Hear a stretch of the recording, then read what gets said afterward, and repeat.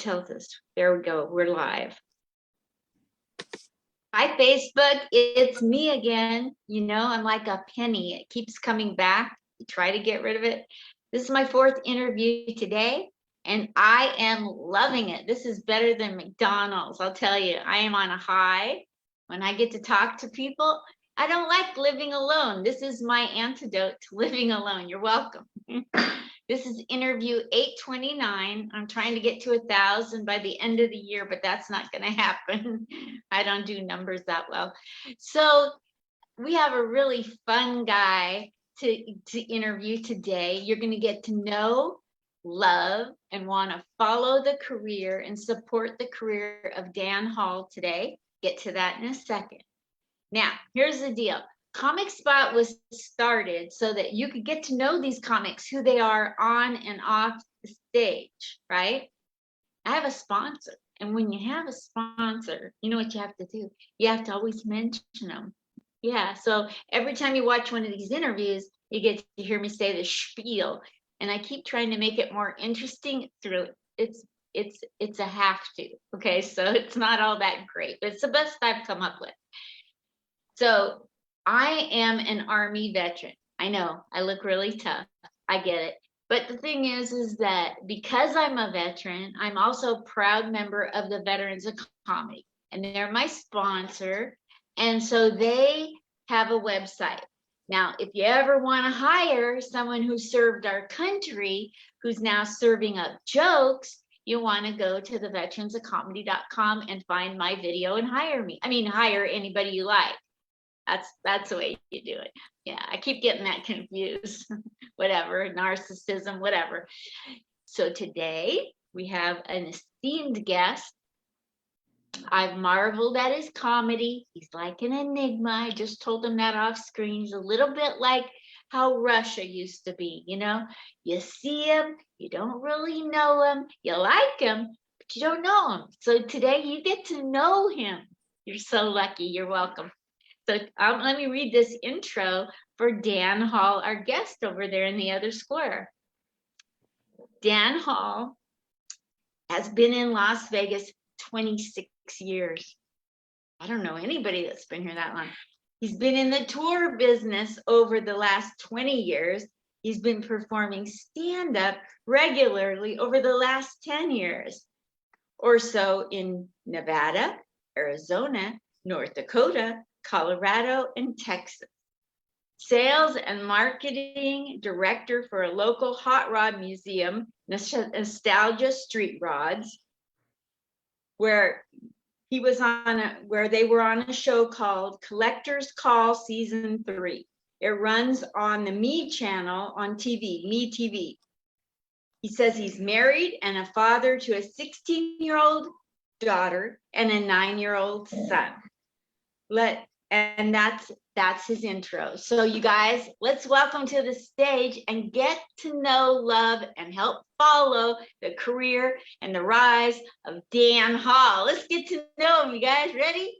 Welcome to the stage, the amazing enigma that is Dan Hall. Yay! Yay! Hi, Dan. Hey, how are you? Fabulous. Thanks for coming on the Comic Spot. I loved watching your comedy. You're amazing. Well, thank you very much. I appreciate that, Linda. Same to you. And thanks for serving our country.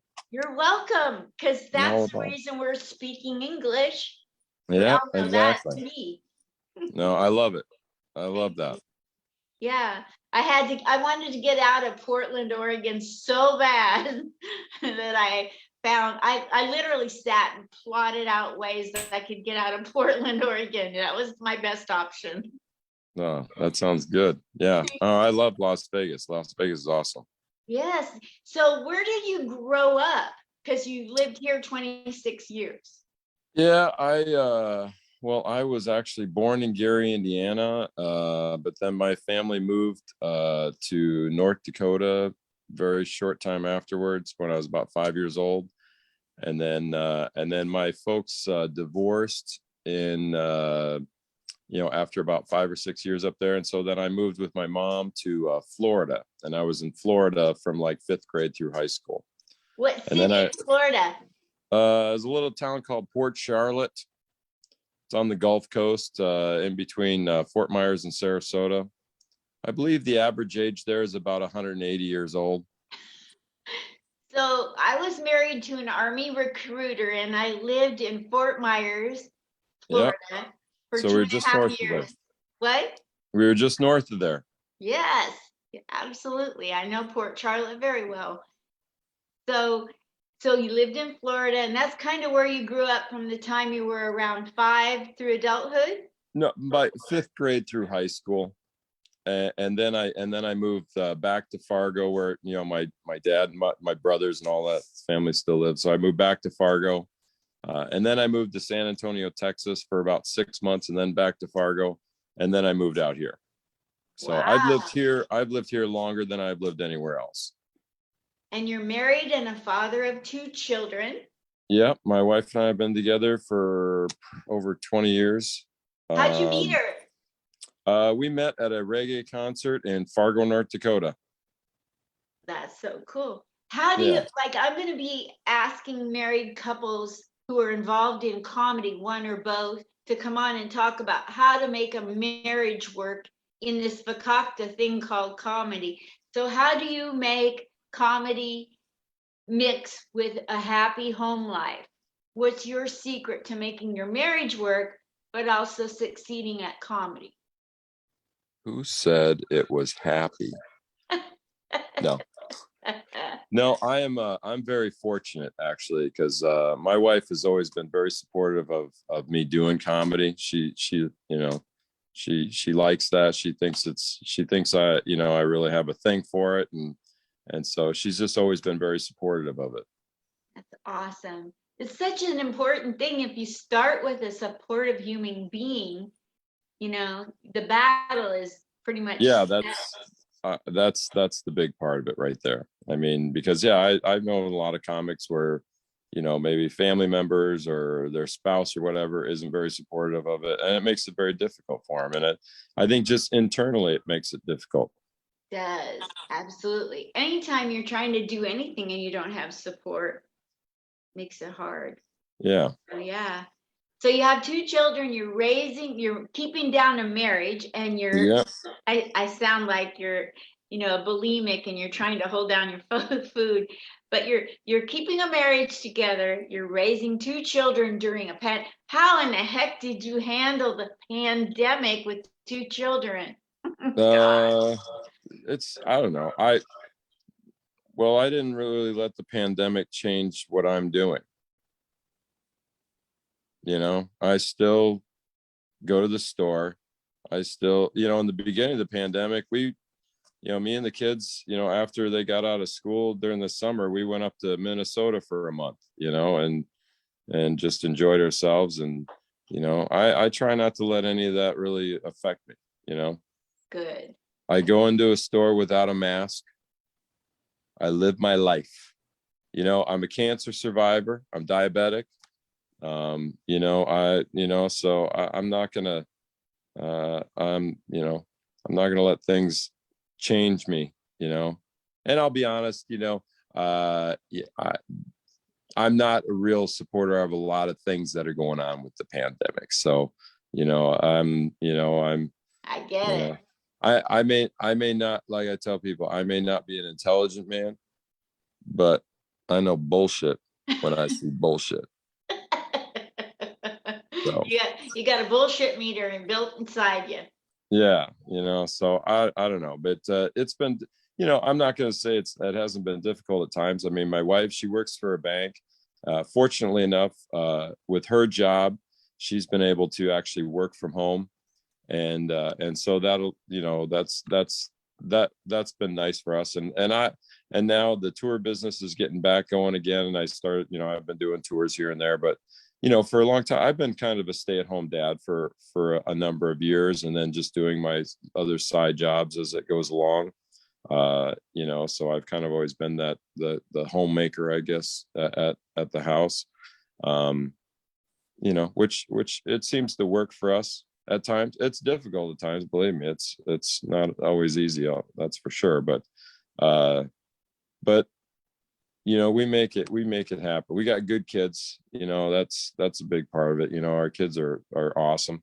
Tell me about the two different personalities, because children will try to be very different from each other.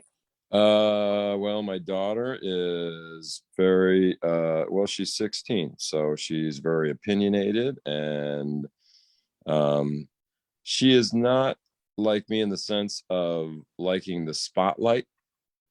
She's not that. She's more like my wife, I think, in that aspect, where my son, he's, but my daughter is, she's funny, because she's my daughter. But my son, I think, has kind of gotten to be more the ham, I would say.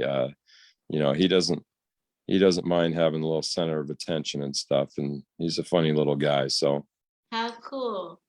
yeah, but no, I love them. They're awesome. They're absolutely awesome kids. What are they going to be when they grow up? Have they figured it out yet, or are they No, lazy? I don't know. I know my daughter likes doing photography a lot, and she's really got a good eye for that. I like doing photography, so I kind of, being a tour guide, I've taken a lot of pictures and stuff like that in the process, and I do pretty well with that. But yeah, she's really got an eye for that kind of thing. But I think she's still kind of not sure, And my son, he just wants to play Xbox. I love that. That's, I don't know. So He's what just got now. you into the tour? What got you into comedy, and what got you into the tour business? I've always wanted to be a stand-up comedian.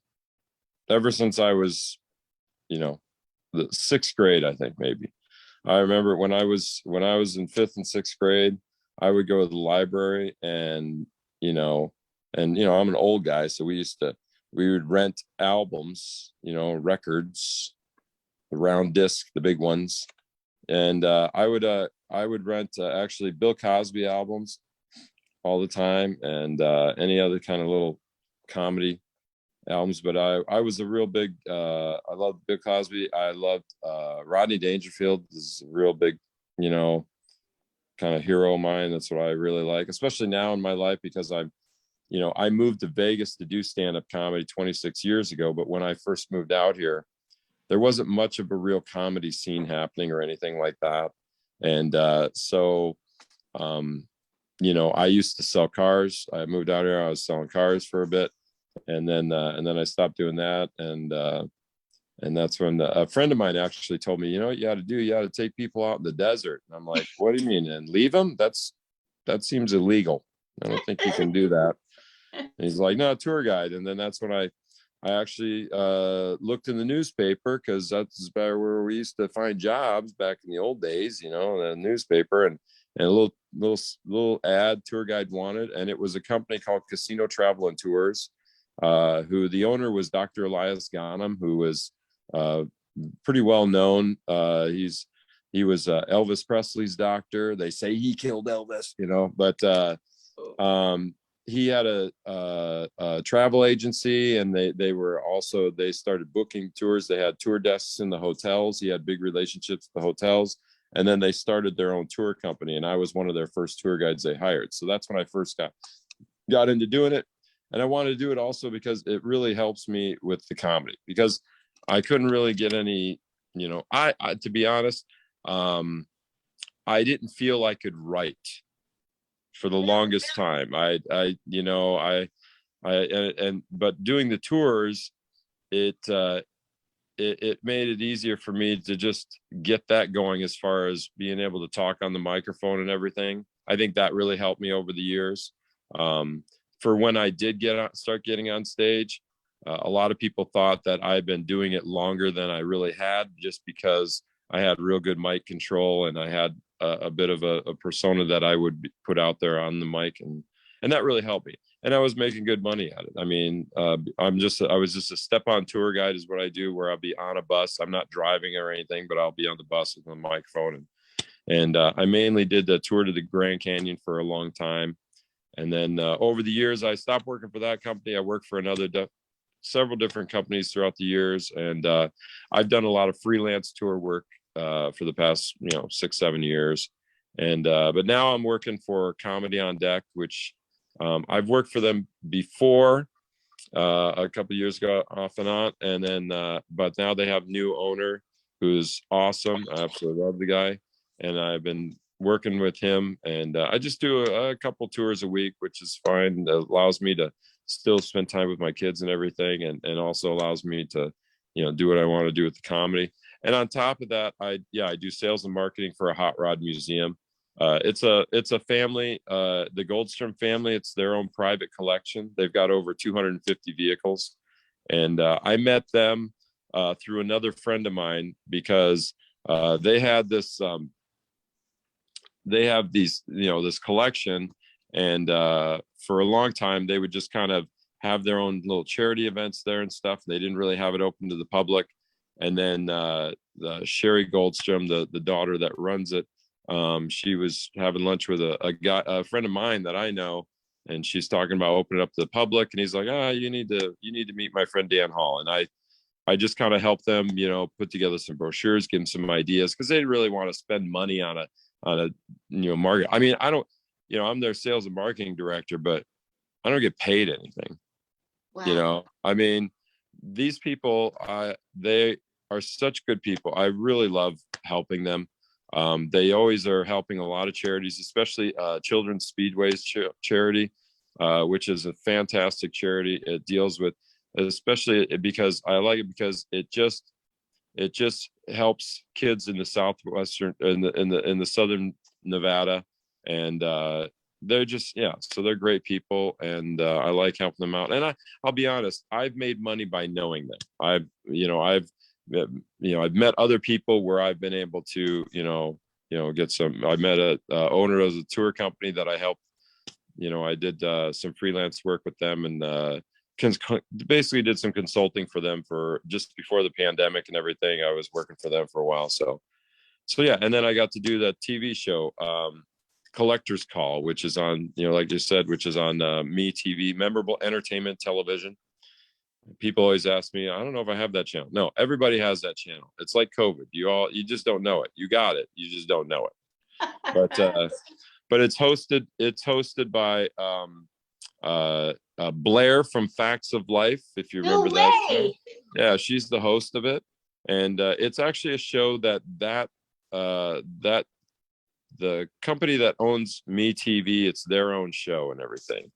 And one day they'll find people that have all different kinds of collections, and they'll go and they'll check out their collection. They'll have a local expert that'll give, like, explain some of the items and give values and things like that. And at the end they'll have this big trade, if they'll like have something that maybe the collector's really been looking for, and they'll try and do a trade and stuff like that. So but they reached out to us. Actually, Sherry got an email, and she asked me one day, she's like, Dan, I got these people calling me for this show.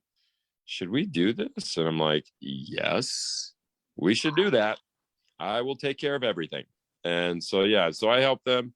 I put I worked with the producers and stuff. And so they have like the collector, they'll have the local expert, and then they'll have the plus one. It's somebody that knows the family. And then I was the plus one. So yeah, and I'm in the show quite a bit and stuff, just talking about the collection, talking about the family a bit. And yeah, I love them. We do car shows. We do 2 big car shows a year.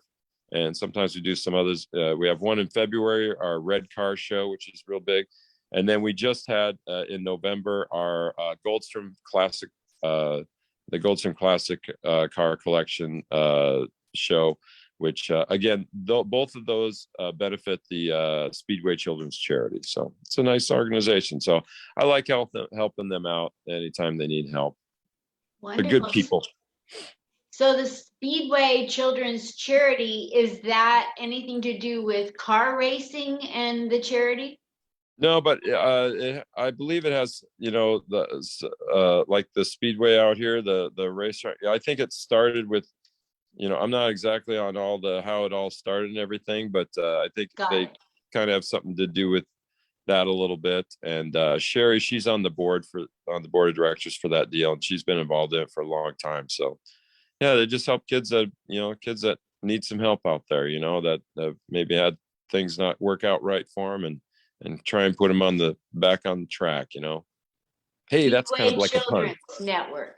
Speedway Children's Network. It's the Speedway Children's Charities. Charity. Speedway Children's Charity. Yeah. Hopefully I'm saying that right.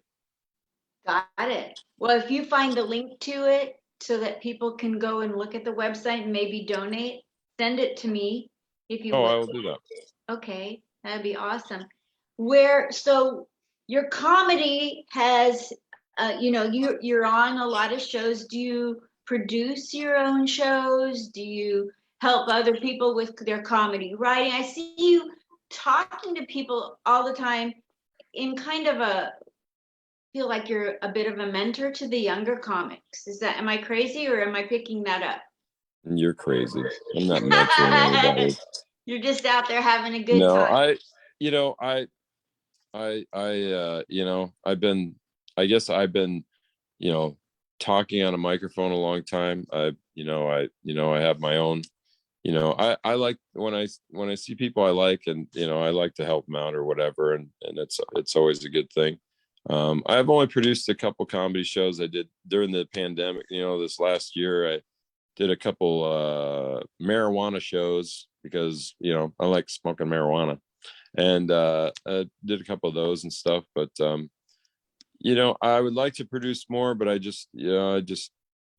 find that it takes away from me being able to do the shows. The two that I produced, I also hosted them, and that was just more than I wanted to deal with, I think. So I like being on stage. That's what I like.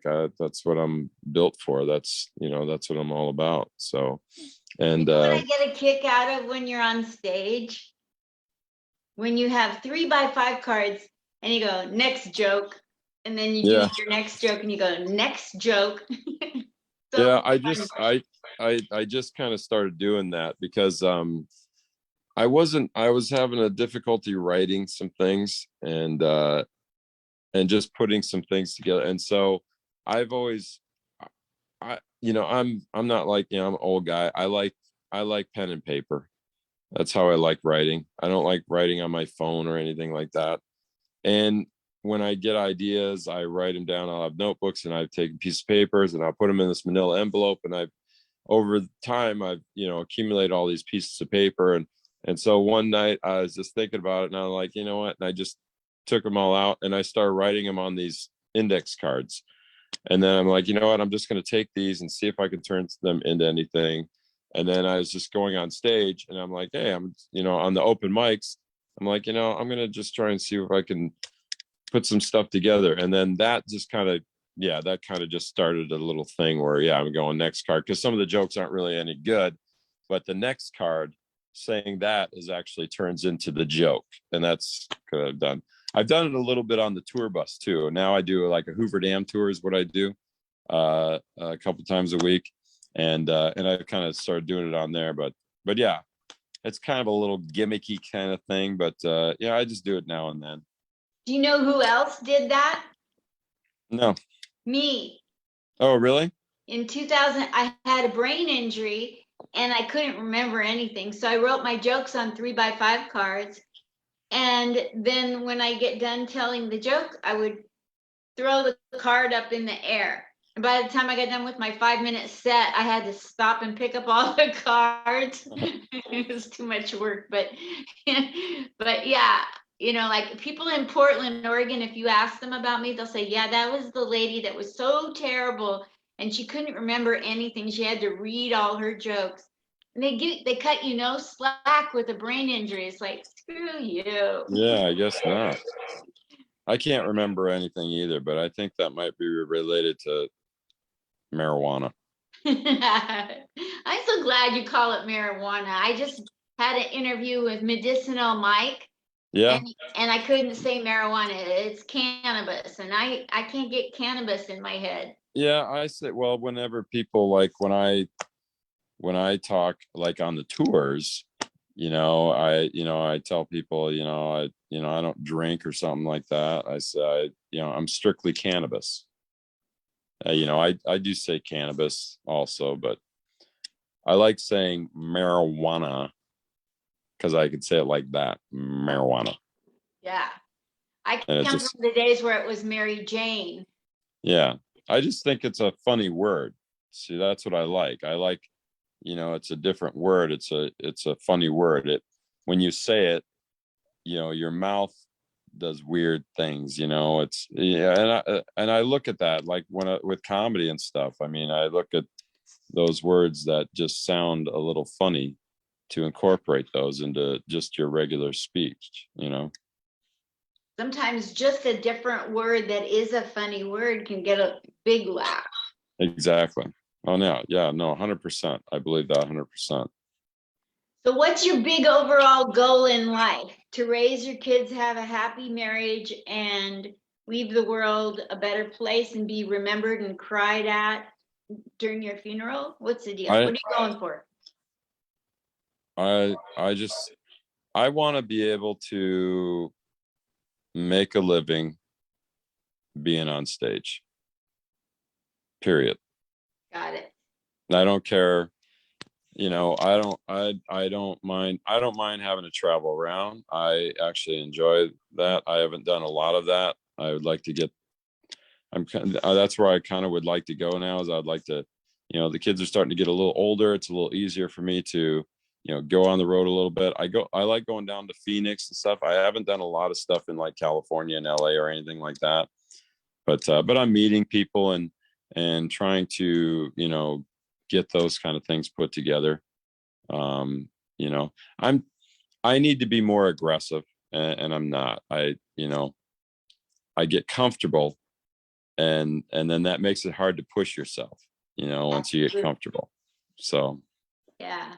I'm not aggressive, like I wait for people to ask me if I want to be on their show. yeah, I used to do that, but now I realize that doesn't happen.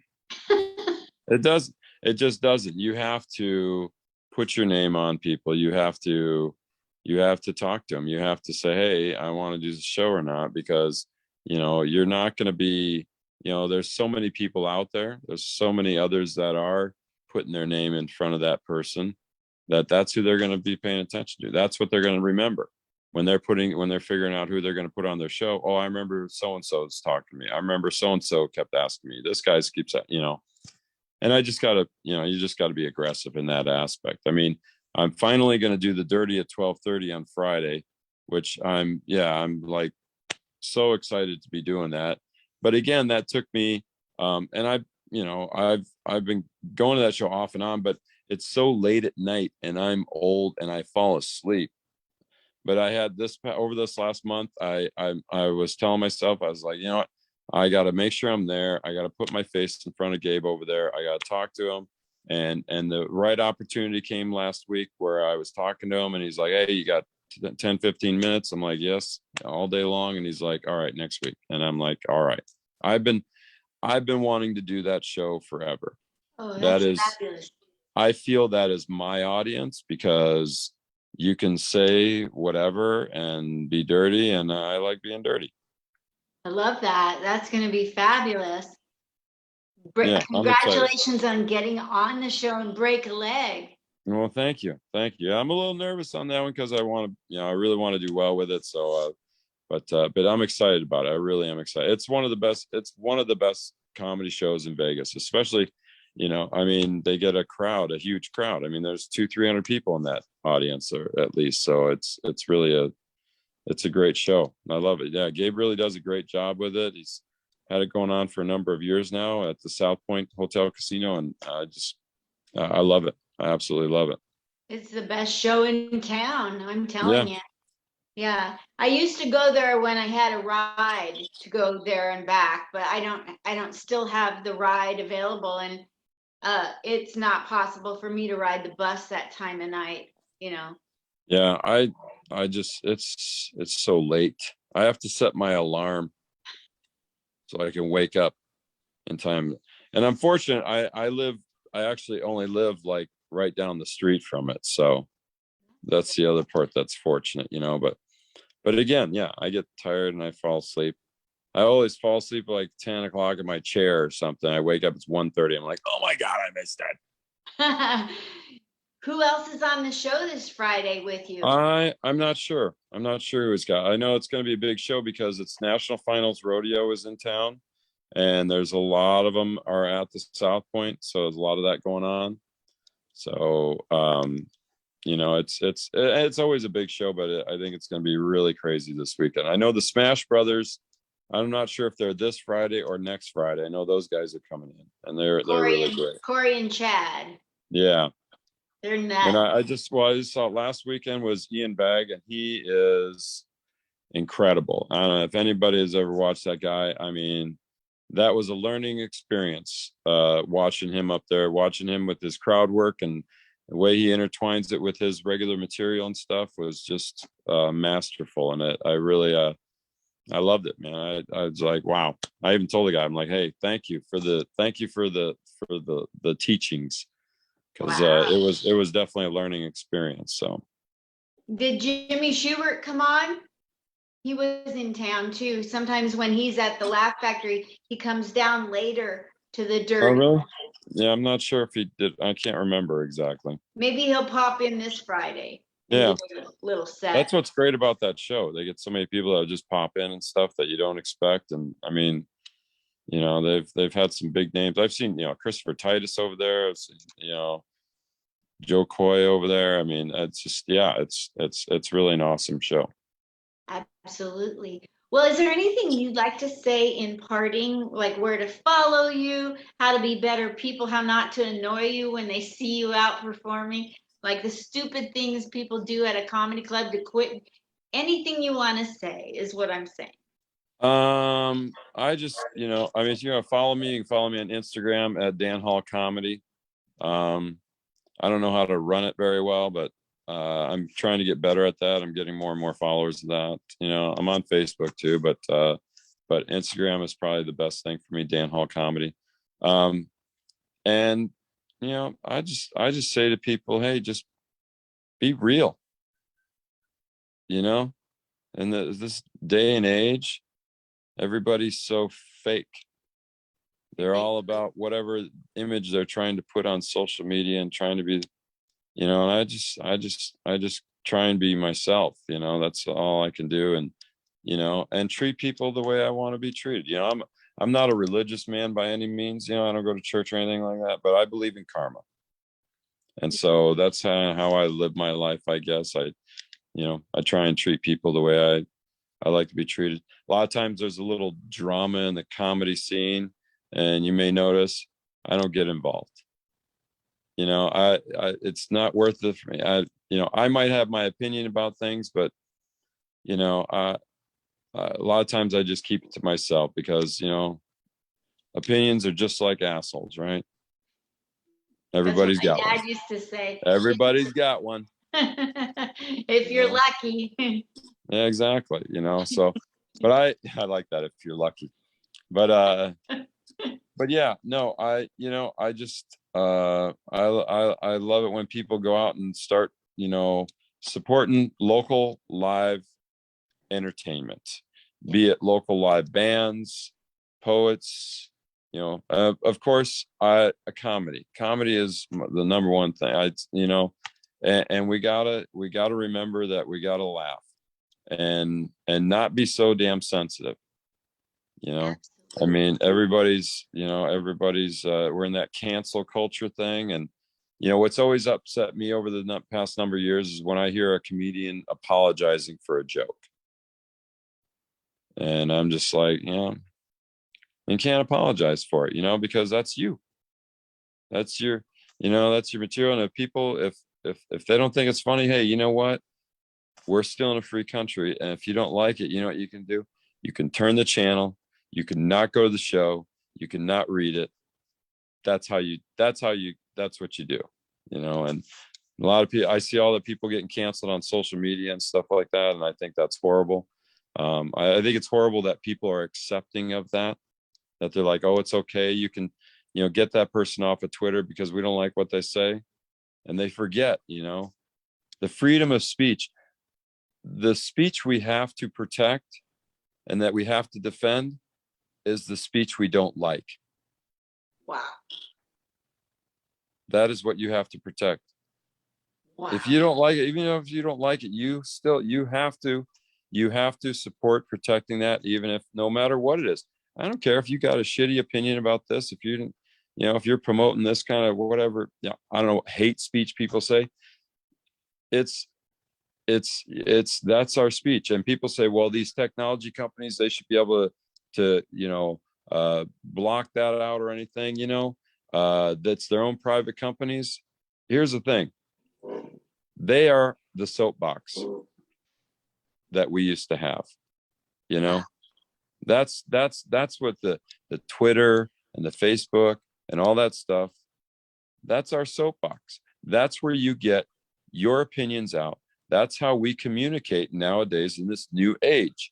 And so people have to understand that, yeah, there may be things that are said on Facebook, there may be things that are said on Twitter and all that stuff that you don't like, but you still have to defend that. Wow. Because once they take that away, it's all over. And you're already seeing that happen. We're already seeing those things happen. We're already seeing people being silenced that should not be silenced. And the scary part is how people are accepting of that silence. And that's where we have a real problem. So I love this. I love the fact that you're nonpartisan. You're not picking a side. You're just saying exactly truth. I hate all politicians. I hate them all. Well, I like Trump because he was funny. He helped your career. I mean, but honestly, I'm not a Republican or Democrat. I'm independent. I'm more or less down the middle. I've got some liberal things that I probably support, and I got some conservative things I support. But the number one thing I support is the freedom to say what you want to say whatever is on your mind, and be able to put that out there and go with it, because that's the way our country was built. That's what our country was built on. I love that. Thank you so much for a wonderful time of getting to know you. You guys, Dan Hall on Facebook and Dan Hall Comedy on Instagram. And go to the Dirty. If you're in the Vegas, come to Vegas. You still got time. Today is only Thursday. You got till tomorrow to get here. No big deal. You can drive, right? Come on out. Come to the Dirty at South Point. It's at 12:30. Well, it's really Saturday morning. It's not Friday night. 12:30 in the morning. Yeah. You'll love it. You'll have a great time. That's the best show in town. Yeah. My other show I like to go to a lot is Chonkla's Cantina. Over Chonkla's Cantina. Yep. The Laughter Hours, Jack Slammy's show that he produces. And I think he's running that show. It's this month. Is going to be kind of the last, and then he's going to be, I think, traveling around a bit. But if you get a chance, come out to Chonkla's Cantina at the Thunderbird Hotel every Wednesday night, 9:30 show. My good friend Trevor Tresmala, he's the host of it, and we always have a good time there also. So yeah, I love Trevor. Just come out to a live comedy show. Get out and support live comedy. Thank you so much, Dan Hall. You're awesome. You. See you tonight at Ochatai Restaurant. Yeah, we'll see if I can make it. It's a little late tonight. I know. But I'm hoping. I'm going to try and get out there. Okay, cool. Thank you very much. Thank you. Bye. Love you. Bye. Bye. Love you too.